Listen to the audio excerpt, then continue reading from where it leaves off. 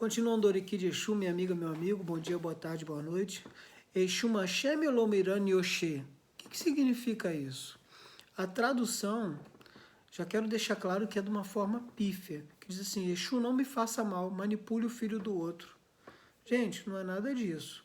O que significa é simplesmente o seguinte, Exu não permita que eu tenha forças enquanto louco eu estiver.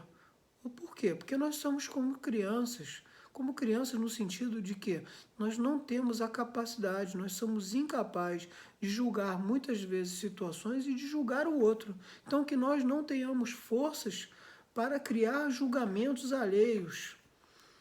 Antes de procurar olhar para a vida do outro, olhe para a sua. Exu não gosta de fofoca, Exu não gosta de intriga. Exu quer a sua verdade. Então busque a verdade dentro de você. É isso que fala. Exu Mashem Elomiran Yoshe. Exu, não me faça mal. Manipule o filho do outro, está totalmente errado. Deveria ser, Exu, não permita que eu me faça mal. Essa seria a tradução melhor. Entendeu? Então pede Exu, que você tenha clareza, que você seja uma pessoa mais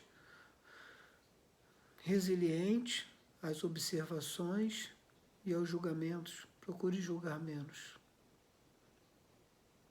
É isso que Exu quer de você. Um grande abraço, até o próximo vídeo.